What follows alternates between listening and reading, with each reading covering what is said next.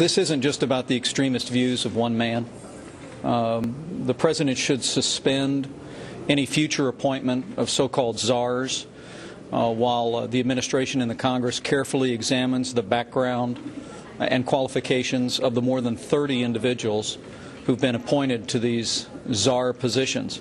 We were so delighted to be able to recruit him into the White House. We've been watching him really for, he's not that old, but for as long as he's been active out in Oakland and all of the ways that he has, the creative ideas that he has. And so now we have captured that.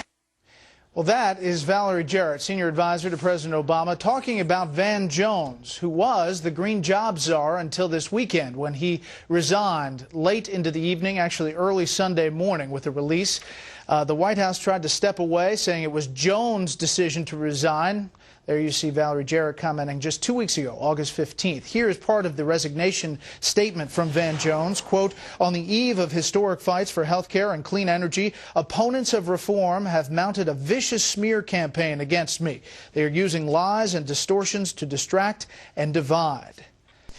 Charles, we did a story about how little coverage elsewhere there has been about Van Jones, but the fact that he signed on to this 9/11 petition that said the government was complicit in the 9/11 attacks, and some of the other things, a long list that he said in his career, were not talked about in that final resignation statement. No, and look, it's clear that what did him in was the truther statement. All the other stuff, you know, you can have a communist or two in the White House. You can have a guy who uses expletives about the opposition.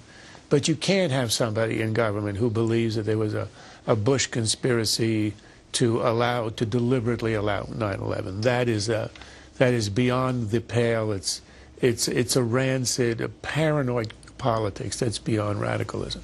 If that hadn't happened, I suspect he'd still be in office. So that's what did him in. And here he is protesting that it was a smear campaign, lies. If they were all lies, why did he apologize twice? And then secondly, you get him or his defender saying that he didn't carefully read the petition. The petition is quite easy to read and plain. It speaks about the government officials who may have deliberately allowed the 9/11 attacks. Now, this is a guy who's been touted as a graduate of Yale Law School.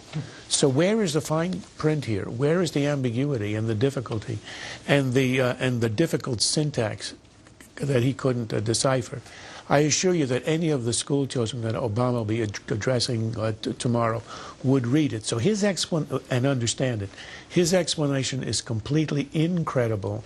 He obviously knew what he was signing, and that's what did him in at 12:01 on a Sunday, usually the time for executions. You know, Charles, what you also learn about the White House is when Jared said, as we saw on tape, we've been watching him all these years. Well, that means you've been watching him, and you must know something about his history of quite radical politics and statements. And that apparently was undisturbing to Jared and to Obama people, and that tells you it's a reflection of the boss. The boss also had a history, before he became a candidate, of being around and friends with the likes of Jeremiah Wright, William Ayers. The liberals scolded us last year how irrelevant all of that is, how it's a smear campaign against Obama.